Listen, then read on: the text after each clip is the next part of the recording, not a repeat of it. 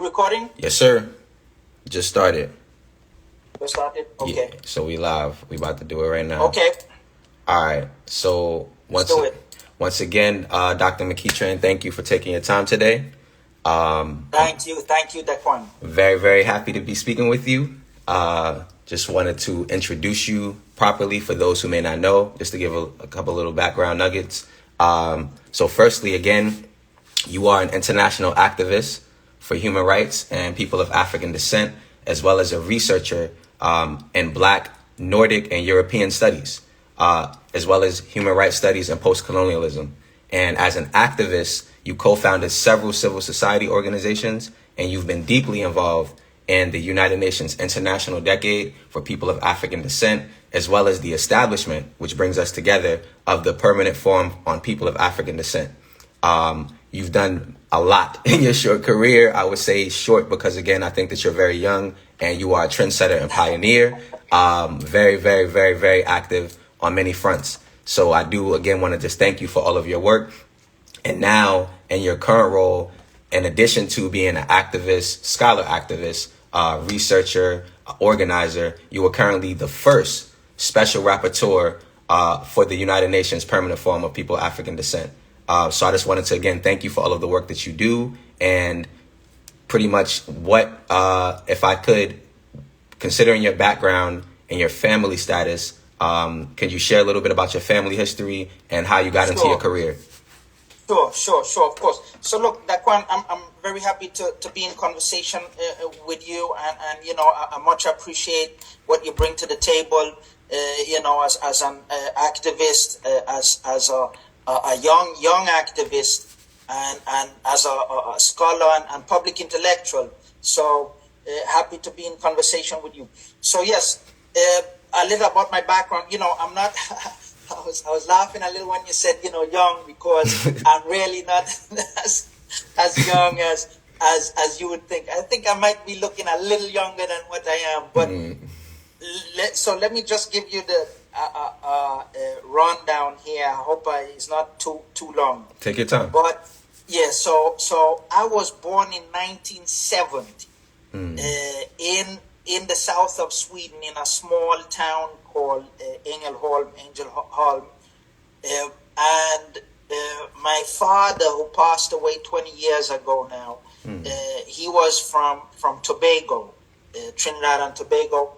My mother is still alive, and she is from the very north of Sweden, far past the Arctic, in the Swedish Arctic, and with a background in a Swedish minority called Tornedal Finns. And my father, of course, then being a Black Tobagonian, they met in London, and they moved to Sweden a couple of weeks, or I think it was 2 months actually, before I was born. So I was born there, and I was raised in Swedish public housing projects with, you know, large immigrant background. So I had friends from all across the world, you know, from, you know, Chile, you know, Finland, the US, you know, Liberia and Papua New Guinea, you know, and so on. And people also in our friends of the family and so on. So I, you know, my childhood environment was quite diverse like that. Then also, you know, public housing projects and so forth, you know, considered to be, you know, like low class, right? Yep. and all of that. And so, you know, I think that also, you know, gave me a certain perspective on society and the world, and so on. Now, another thing that also, you know, shaped me as a child, you know, was that, you know, that environment. My father being from Tobago, my father being, you know, I would say Afrocentric black nationalist, dashiki wearing, shaved head, talking about colonialism and the white man and all this, and also feeling a strong connection to his ancestors, which he passed on to me, and which from a very young age and still today, it used to burn inside me when I thought about my enslaved ancestors, and thought about that and thought about them and so on, and I still do on a daily basis, more or less. And I think one of the things I felt from a very early age is also a strong sense of justice and a strong sense of injustices, and wanting there to be justice. Then I was never close to my mother's side of the family for various reasons, and much closer to my father's side. And my father also then having this black diasporic outlook on the world, listening to black music from across the world, always spinning at home, anything from high life music to reggae to soca to soul, blues, R&B, you name it, merengue, salsa,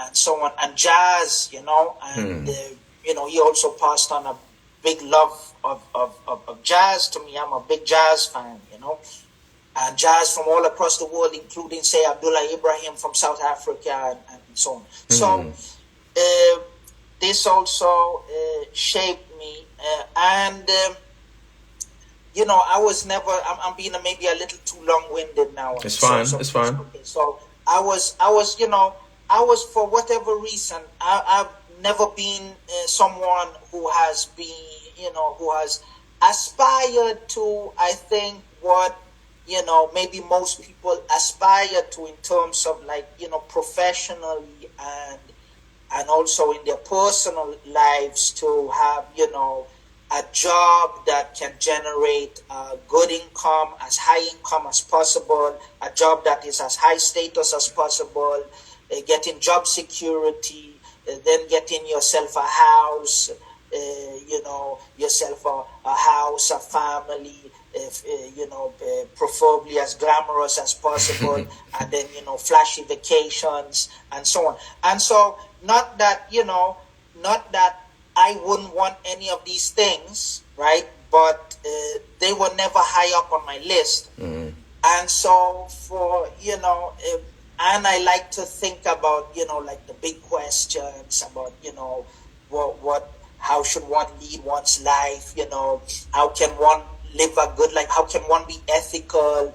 What is a good society, a just society? And all these sorts of big questions from a very young age. I was very into thinking about these things. And so I ended up getting both as an undergrad and as a master's student, an MA in philosophy. I got a bachelor's and an MA in philosophy, theoretical philosophy at that. And so to my father's great disappointment, he had wanted me to be a lawyer. And which I think, he would have loved to see me on the forum and do that sort of work. But I got degrees in philosophy. Then I did some freelance journalism and started to write about post-colonial matters and so forth, and edited a book that was the first book of its kind, I would say, with post-colonial perspectives on Swedish society. Wow. It was a book in Swedish. This was back in 2001. And before that, in the end of the 1990s, I used to write for the biggest newspaper in Sweden, wrote a few essays for it called Dagens Nyheter, essays on, African philosophy, African American public intellectuals, and other matters. And I used to write about post-colonial issues for Swedish papers and magazines and so on. Then I decided to go back and get a PhD. So I entered a PhD program in Finland, actually. I moved first to Canada, then to the US, and I lived abroad for about 10 years and completed my PhD. I only had a PhD income, paid income while doing my PhD for 1.5 years. Wow. So for the rest of the time, I was doing adjunct teaching. And the last 6 months when I was finalizing my dissertation, I taught 6 full-time courses in 1 semester. Whoa. At 4 different colleges in the New York area. And used to write on my dissertation on Fridays, Saturdays, and Sundays, and work the rest of the days teaching.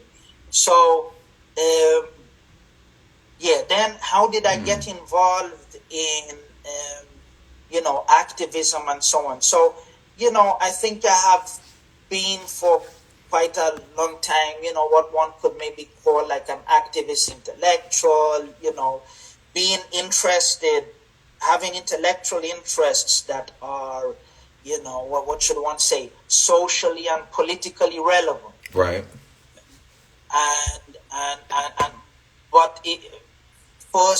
Then mostly being engaged intellectually, or also a bit as if you will, a public intellectual. But then when coming back from Sweden and also, realizing that there was no academic future for me in Sweden, no one would hire me, no one was interested in the sort of work I was doing. Wow. No one is interested in Black studies. No one is interested in, hiring a philosopher that is, focused on postcolonial studies and race and these sorts of things. And not even, what the topic of my PhD dissertation was, philosophy of psychology and so on.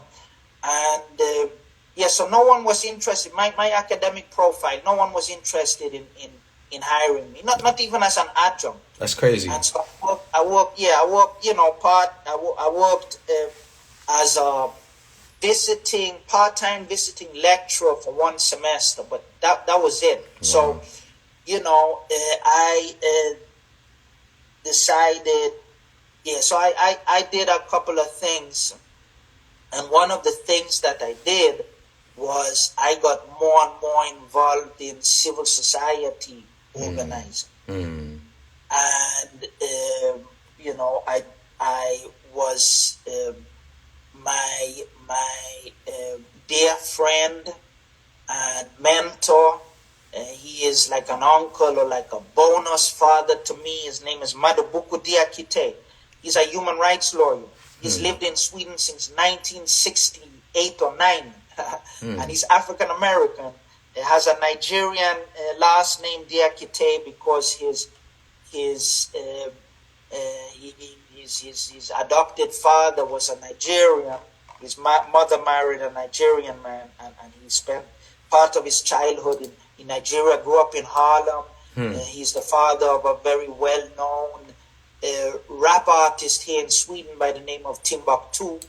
And he encouraged me also to get involved in activism. And first it was through his organization that I got involved. Then as a representative of his organization, I attended the annual meeting of the now defunct Center Against Racism in Sweden, became a board member, and then started my own organization, ran a anti-racism campaign in 13 countries back in 2014 called Fight Racism Now, Action Speaks Louder Than Words was the name of the campaign, and so on. And, one thing led to another, and, I got involved in various organizations, and increasingly at the European Union and at the UN level. And so things has just, rolled on from there. And, today I'm a board member of Black Lives Matter Sweden. And I'm on the forum, and at the moment, I'm completing edited collection that is going to be published with Routledge next year, and the deadline for the manuscript is mid-August. Congratulations. The name of the book is Decolonial Sweden. And so it was supposed to myself and a friend of mine who edited the collection that I mentioned back in 2001, Louis Fay from Senegal, Senegalese Swedish.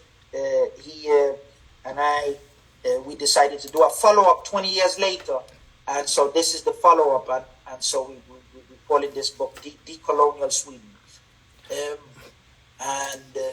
So I guess that was maybe a long-winded, roundabout Not at all. description of my background. So if you have any follow-up questions or other questions, please, yes. Yeah, I have a couple, and again, one, I just wanted to commend you again because I don't think it was long-winded. I think it was thorough, and that's exactly the information that I wanted you to shed light on, because not only for people who may follow your work and who may follow the work that I'm trying to do, but just to be able to, as they say, bridge the gaps across nations and generations. I think again, like your story, brother, is very inspiring, powerful. One, again, just me speaking from the Black American context, a lot of us speaking systematically, they keep things from us. So, a lot of us, we're not as familiar with the diaspora in Europe. We're not even familiar with the diaspora in Africa.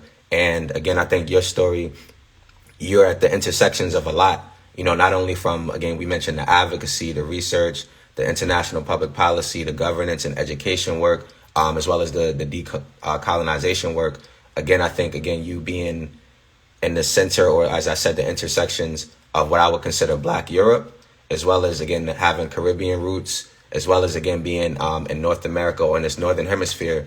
Again, like I said, I just thank you for all that you are and who you are, spiritually.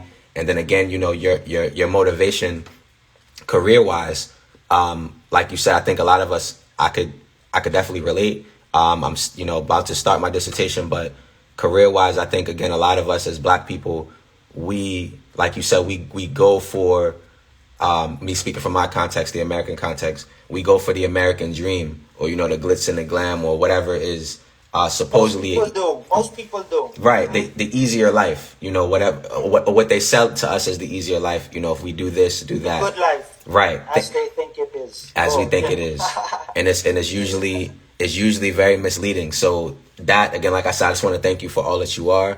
Just a little follow-up, I think you kind of alluded to it, but pivoting from, again, I definitely understand your motivations now and what got you here. And again, I thank your ancestors and our ancestors for that.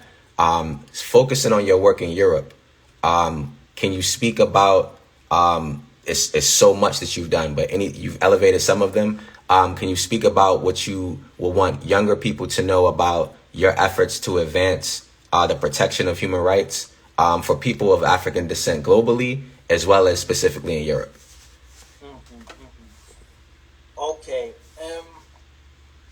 So I would say, I've made some small contributions to both scholarship and activism.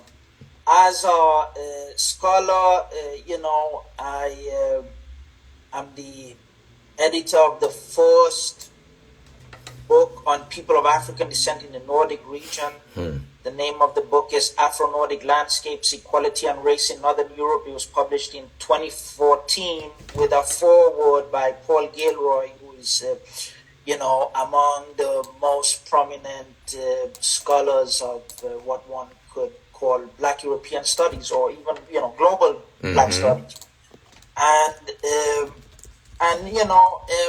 Although I have, being without an academic position now, other than, I've had, at the moment I do have an academic affiliation also to be able to continue publish, but, I haven't had a full-time academic position for the past 13 years now.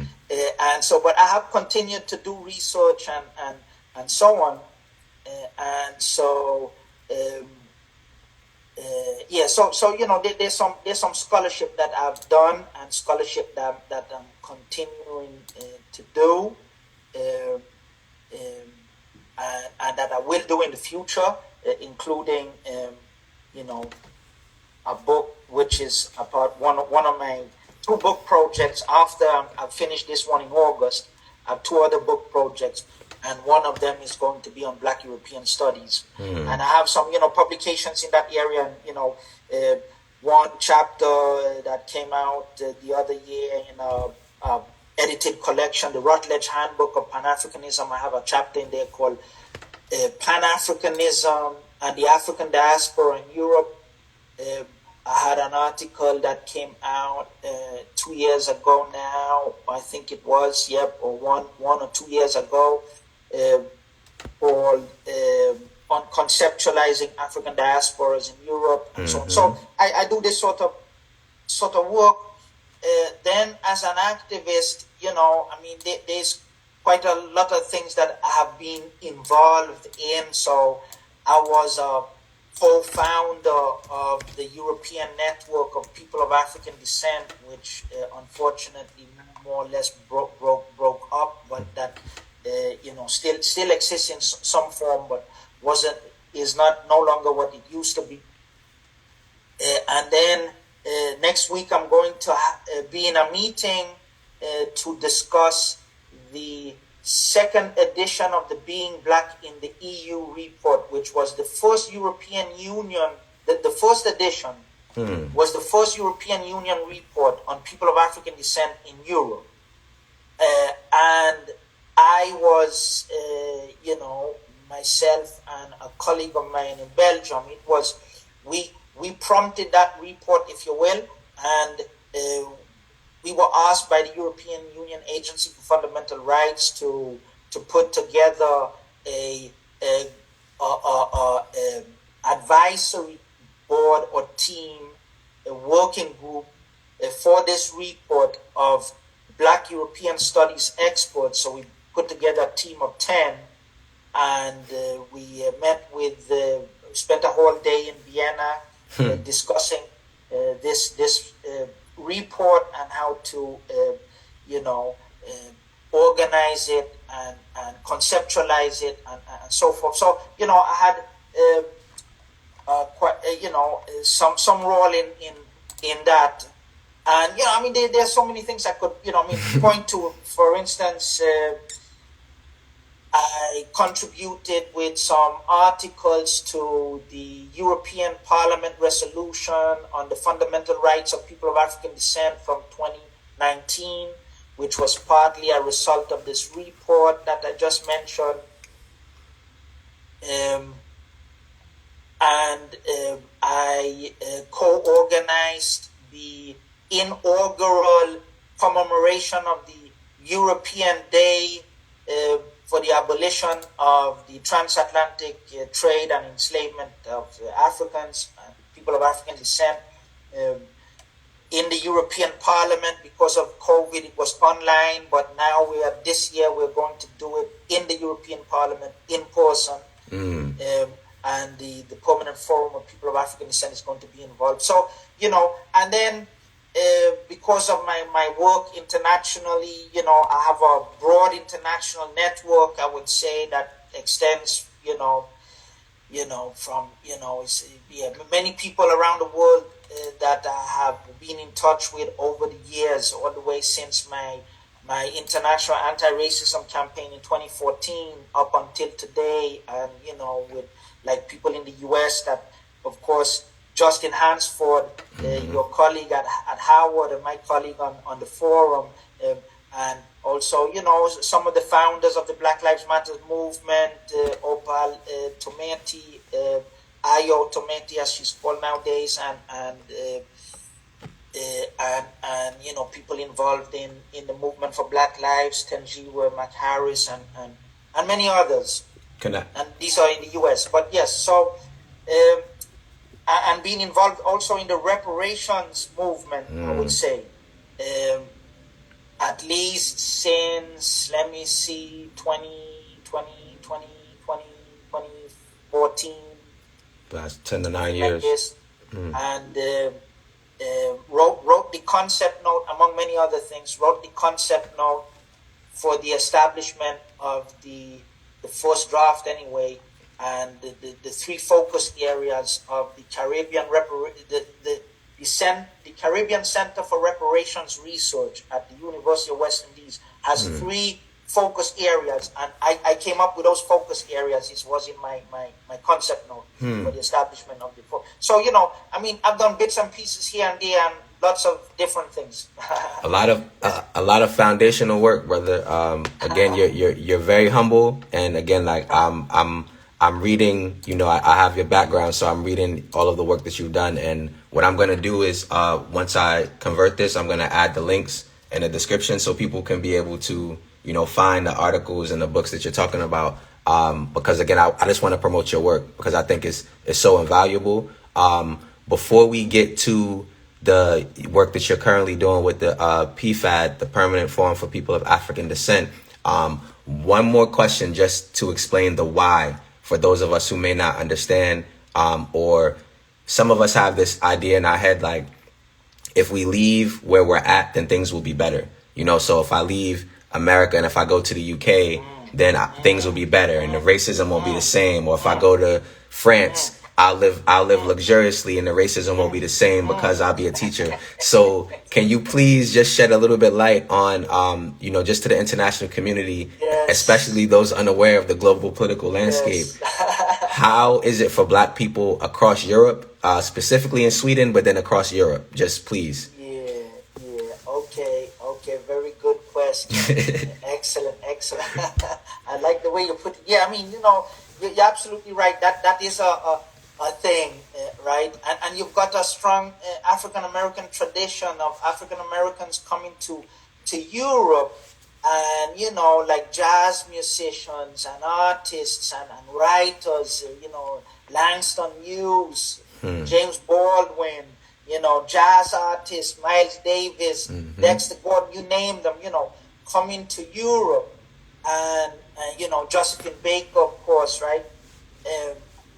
Many, Nina Simone, many African Americans coming to Europe and feeling somehow that Europe is a bit of a safe haven, allows Black American to feel some reprieve and to get some relief from the burden of race and being Black in the US and so on. And there's obviously, I think, been some truths to this, but you scratch the surface of, if you will, of this. I mean, there are, I think, different ways of looking at this, the expat experience and so on. And so I think if one comes as a African American artist, to France, say, in the 1920s, 30s, 40s, and one is an artist and one comes as a jazz artist, and the French love jazz, and one comes as a African American artist. I mean, of course, one is in a very different position in France and Paris with that sort of background than if one is in France and one is from Cameroon, or one of the French African colonies, or maybe even from Martinique, and even someone who was as educated as Frantz Fanon, talked about his experiences, wrote about them in Black Skin, White Masks, for instance, as a Black man, and so on. So let's be very clear about one thing: anti-Black racism, if you will, if we call it that. In Europe, a lot of activists like to use the term Afrophobia. So whatever term you prefer, but anti-Black racism is very real in Europe. Has always been very real in Europe, and it runs very deep. And it is reflected not only in domestically in Europe, all European countries. So in Europe, there are two groups that tend to be the most discriminated against, and the European Union Agency for Fundamental Rights have data that points to this, right? Through their surveys and so on. The two most discriminated against groups across Europe tend to be people of African descent and Rome. You know, the Roma people, right? You know, so it's like in across the Americas, from South, you know, Middle America to North America, you've got, you know, it's people of African descent and indigenous people that are the two most discriminated against. And so, you know, Europe has race issues that are as profound, if you will, and as pervasive as they are across the Americas, maybe less brutal and so on, because, you know, you've got another sort of, oftentimes, you know, a tradition of a strong social democracy and welfare state with, you know, certain baseline level of decency. Or safety nets, as they call them. Safety nets, and so on and so forth, are not the same sort of maybe brutalizing prison system as you would find in the US and other American countries, and so forth. However, the systemic and structural racism is as real and as pervasive as anywhere else, if you will. Thank you. Including the US. Yes, indeed. Nah, yeah, I had to ask. Again, just getting your experience. No. Knowing that, you know, from being in the trenches to, again, you know, on the international stage. Again, sometimes people think they disassociate. And when I say people, I mean, you know, people who look like us. And this is I think a good segue as we get into the United Nations work. Some of us, and just to add to that, you know, I mean, also at the international level, right? You know, anti-black racism and white supremacy, right? And so the racial hierarchy is as real on the international level as it is domestic, and you know, mostly due to, as the Durban Declaration and Program of Action recognizes, mostly due to centuries of European colonialism, has shaped an international order that is racialized and racially stratified. There you go. And so, yeah, and the two reflect each other, the international level and the domestic levels. And so, you know, as a good Pan-Africanist, you know, I think this is to be recognized and as such and addressed. I think so. You definitely framed it differently, but I was literally going to attempt to try to say that.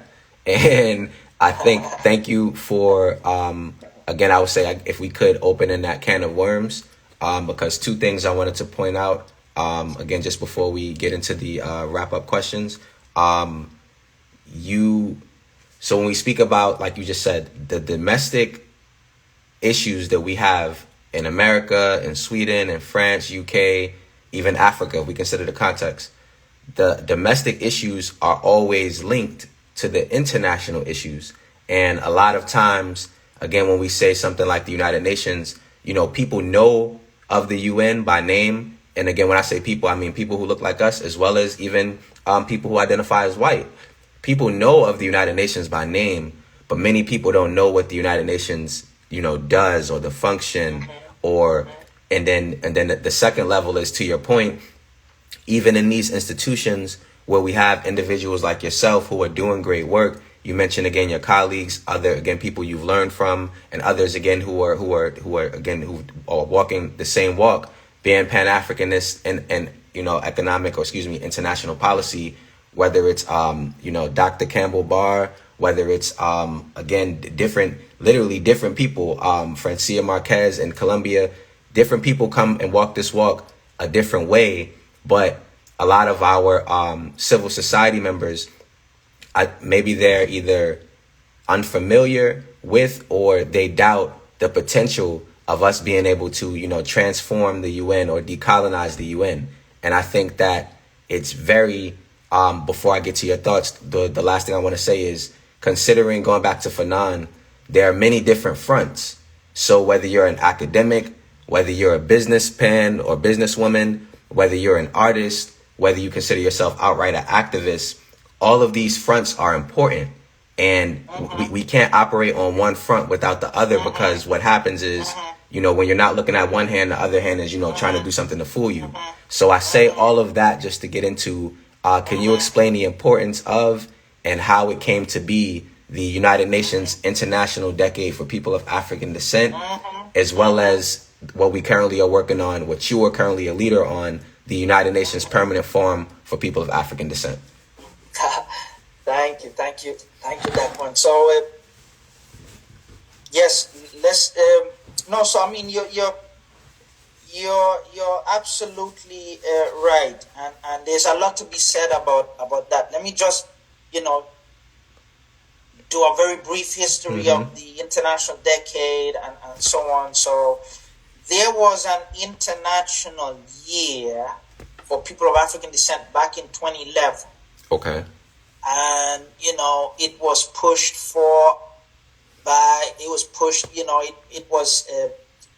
it came to be through the efforts of my colleague on the forum and other people. Pastor Murillo, he was a member of the UN Committee on the Elimination of Racial Discrimination at the time, and he is also behind the Madabuko Diakiteo I mentioned before is just giving me a call here. So, yes. So okay. So just to make a long story short, so there was this decade, 2011. Not much came of it, right? Member states didn't do a lot. So then there was a call for a decade, and so there was a resolution passed in 2014, for there to be a decade from 2015 to 2024. The theme is recognition, justice, and development. And the decade also builds on and was also a result of the efforts of the UN Working Group of Experts on People of African Descent, which came out of the Durban Conference in 2001 and the Durban Declaration and Program of Action, which led to the establishment of the UN Working Group of Experts on People of African Descent in 2002, or if it was maybe 2003. So the decade is also in that, if you will, stream running from Durban Conference. And the forum, the program of activities for this decade mentions the establishment of a forum. I don't think it's called a permanent forum. It's just called a forum for people of African descent, and that has then grown into after a lot of advocacy, civil society advocacy also. I've been involved in that. Advocacy too, led to the establishment in 2021 by the General Assembly, August the 2nd, 2021, the establishment of the UN Permanent Forum of People of African Descent. Among its key mandates is to act as a global platform for people of African descent, and a global platform and a consultative mechanism at the UN level for people of African descent and other relevant stakeholders, to then primarily discuss and come up with recommendations and advice on people of African descent for the Human Rights Council and the General Assembly, and coordinate, if you will, the UN system and various parts of the UN system around people of African descent. I think that would be like in a nutshell what the forum is about. And it then is supposed to have annual sessions every other year in Geneva and every other year in New York. We had our first session in Geneva from the 5th until the 8th of December last year.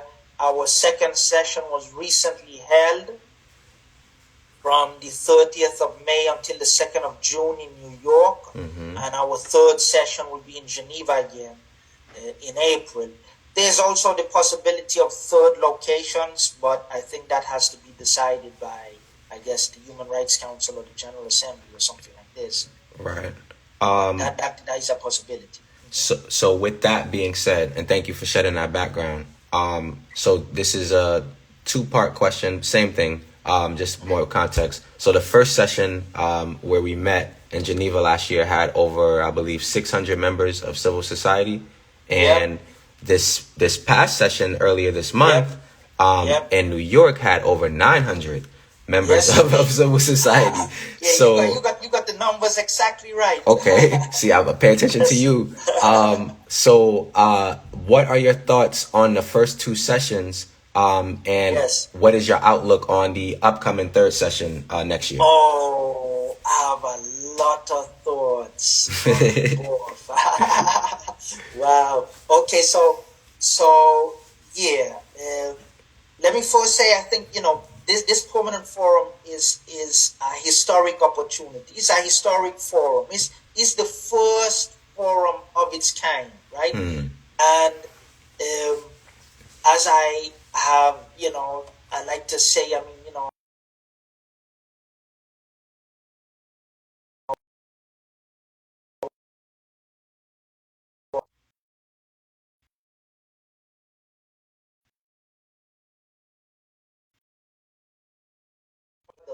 now it's a reality. We have a global forum at the UN for people of African descent, and so it's historic. It's a historic opportunity, and I think this sense of the forum being historic, I think it was felt in the at both the first and the second session, in the excitement in civil society, and the hopes and the aspirations for this forum. And yes, so the first had 600, the second had 900, the first had 30 side events, the second had 60 side events. Whoa. And it's probably just only going to grow. Mm-hmm. And we had some preliminary conclusions and recommendations that came out of the first session. They can be found online. And now we are finalizing the preliminary conclusions and recommendations from the second session, which will be posted online within the next 2 weeks or so. And then a report will be written this summer for the Human Rights Council and the General Assembly, and we presented to the Human Rights Council and General Assembly later this fall. Now, I think there's been a lot of topics that have been discussed that are of great relevance to people of African descent across the world. A lot of thematic discussions on, like from this last session, we had global reparatory justice. Yep. We had Pan-Africanism for dignity, justice, and peace. We had transnational migration as it affects Africans and people of African descent. We had recognizing and addressing systemic and structural racism through data collection and data-driven policy making. We had a panel on health, well-being, and intergenerational trauma. Issues that are big and critical for people of African descent across the world are being discussed and have been discussed at these first sessions of the Permanent Forum. That is a big deal. There are several things I think we can do much better moving forward. Mm. One of these things, this last session in New York was a horrific experience for a lot of civil society representatives. right, who had to wait for hours and hours to get accreditation to be able to enter the UN premises. yep, And and many of which experienced also being disrespectfully treated, yep, and so on. And so this was a big issue at this second session, and we need to iron that out for the future. That cannot be repeated ever again. So we need to do everything we can to make sure it's not repeated. And there's a lot of things I could say.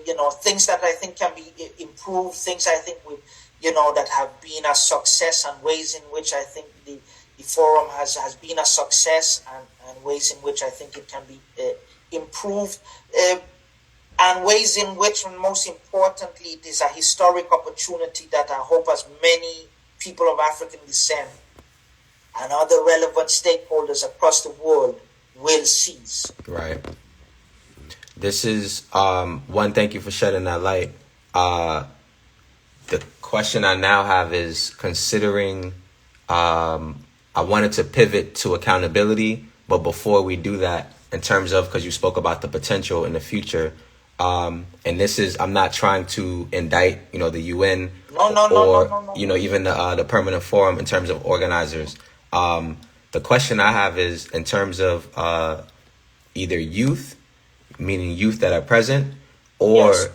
The global diaspora youth who aren't present. Yes. Is there, or what do you think about Yes. creating mechanisms in the future Yes. to where more people can participate virtually?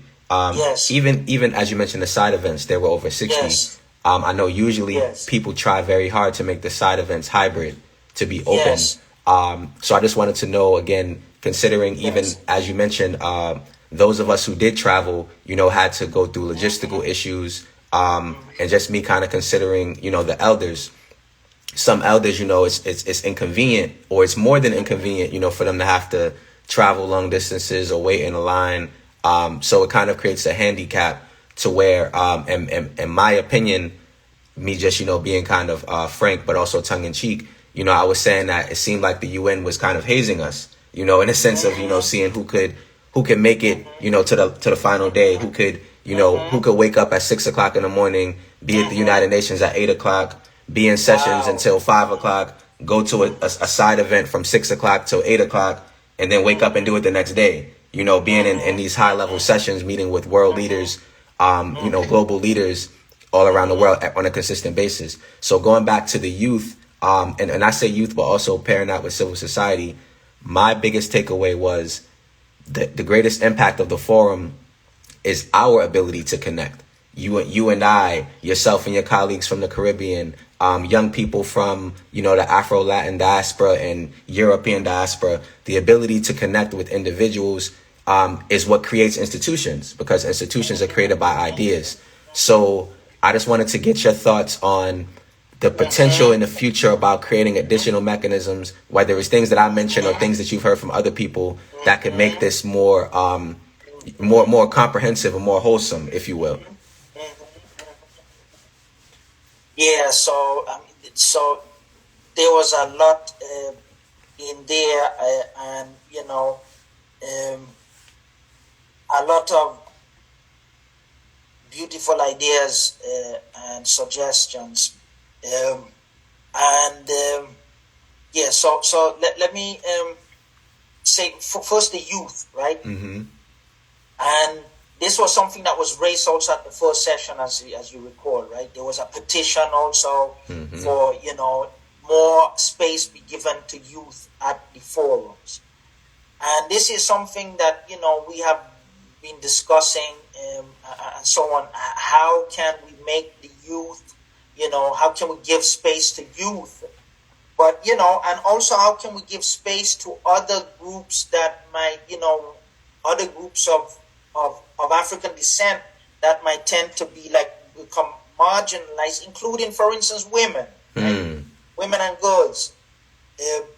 But youth one of the things that we have now, we're now considering is maybe if we should set up like an advisory youth committee that we can exchange with on a regular basis, and we can have like youth consultations with, right? Because this is a very much a part of the mandate of the forum is to act as a consultative mechanism. So one of our consultative, one of the groups that we can consult with could be youth of African descent from across the world.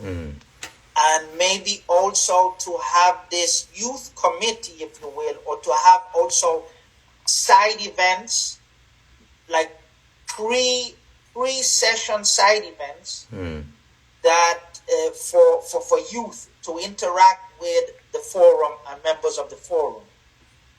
And to offer recommendations, to have conversations and so on. And something like this, or, the seeds for it was held at the second session in New York. I unfortunately, had other commitments then. With family actually, so wasn't able to participate. But there was a meeting with youth representatives, and members of the forum the day before the session began on the Monday, which was a holiday actually. Yep. And so we will be looking to institutionalize these forms of youth engagement in some ways, and so if you or anyone else has any suggestions around that, of course, you just let me know. Got you. Any ideas that are good ideas are to be discussed, so. No, thank you for that opportunity, and I'm gonna again do my best to just try to promote and elevate people who I think do have ideas, and to be a connector. Again, just following in your footsteps, because I think, obviously, as I mentioned, you're doing phenomenal work. So as we conclude, brother, and thank you for so many powerful and poignant and profound explanations about, again, the work that you do and the work that's going on, on both fronts. I wanted to conclude with ways that people can support the PFAD. And this is kind of taking people behind the scenes. This is very, I would say, either in the weeds or high level. Many people, even those who are attending these sessions, aren't aware of how all of this is happening or how it's funded. And one thing that I was keen to is listening to, doing, the research and seeing from institutionally who in the UN is responsible for contributing to this, the PFAD's budget. And then also when we consider, like you said, issues like reparatory justice and, institutional racism, my belief is that starting with the permanent five of the Security Council, the US, the UK, and France all have colonial histories, or, have greatly benefited from the labor, ingenuity, and efforts of people of African descent. So that's the US, France, and UK. Those to me should be automatic contributions, as well as the other 92 member states of the UN. They also benefit from either trade with the Caribbean, trade with Africa, or they benefit from the labor of people of African descent. So again, just as you can see, I'm always, giving my ideas. But my thoughts is that this could be leveraged potentially to, say, hey, could we get, even if it's a small amount, 5,000, it doesn't have to be something, huge, but donations, or funds and financing from member states. I just wanted to know, are there any ways to solicit budgetary support for future PFAS sessions? Yeah, so thank you for all that. And so as you know, the forum is strapped for funds and have very little funds, a very small operational budget that just allows for 2 full-time employees for the secretariat that is then supposed to do everything. Wow. Right? Including all the logistics around the sessions, like everything. And so, we need a much larger secretariat. We need, funds for the sessions, the translation costs for Portuguese. Yep. To ensure that Portuguese is one of the languages at all the sessions. And also, funds for us to be able to meet as members of the forum in person beyond the annual sessions. And as it is now, there's only funds for us to meet in person at the annual sessions. And so, yes, we do need a lot of funds. And yes, there are member states that obviously should step up, have not done so, but can, encourage them to do so in the future. And, the UN, as you pointed out to, as you alluded to, it has its obvious structural problems that also goes back to histories and legacies of European colonialism, mostly, right. Frankly speaking. It's the same sort of stratification, the same sort of hierarchy, including the hierarchy between so-called developed and developing countries. Right? And all developed countries, except for Japan, being white majority countries that are either European states or former European colonial settler states. So, it is what it is. And there's a lot of room for improvement and addressing these issues of these structures that also have a profound impact on people of African descent globally. Then, how can civil society get involved? I think, this forum should be seen by civil society as the historic opportunity that it is to meet once per year in person, but it could also, on this we need to improve this, online participation, digital participation. We need to increase the capabilities around this that would allow people also to interact with the people who are in person at the session, interact with people who cannot make it in person to the session, but would still like to engage and so on, and can do so online, including participating in side events online and other means. So to make it hybrid events. But so yes, the sessions are a unique opportunity for civil society from around the world to come together, congregate, exchange ideas, best practices, mobilize, organize. Yep. As Kwame Ture would say, and develop campaigns and this sort of thing. It's a unique opportunity to do this. And then on top of that, then to engage the UN and its member states on the most pressing issues of people of African descent. And this is also where civil society can do better in the future.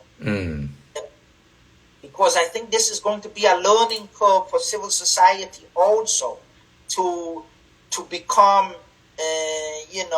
more, if you will, knowledgeable about how to engage the UN in the most productive manner. Right. And how to offer recommendations to the forum that are relevant at the UN level and that are as socially and politically impactful as possible. That doesn't, that is not easy, and it takes some experience to be able to craft these sorts of recommendations.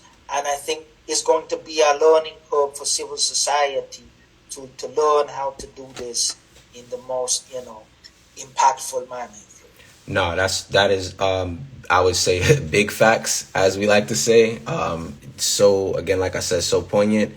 And again, it just, to me, in my mind, it explains the relevance of, why something like this is important. And as you mentioned, different ways of engaging the UN, or fighting against, systematic racism. It's so many different fronts, and what's needed is for us to continue to work together to support each other. So again, like I said, I can't thank you enough, brother. Dr. McEachrane, for everything that you do. It's been an honor. It's been a pleasure. Much appreciate you, man. Much appreciate you and the work you do, and who you are, and your commitment, your dedication, your creativity, your clarity of mind, insightfulness, your knowledge. Much appreciated. Nah. Keep up all that great work. Thank you, brother. Yes. So I'm gonna follow up with you. I'm about to stop this recording online, just to make sure that we can get this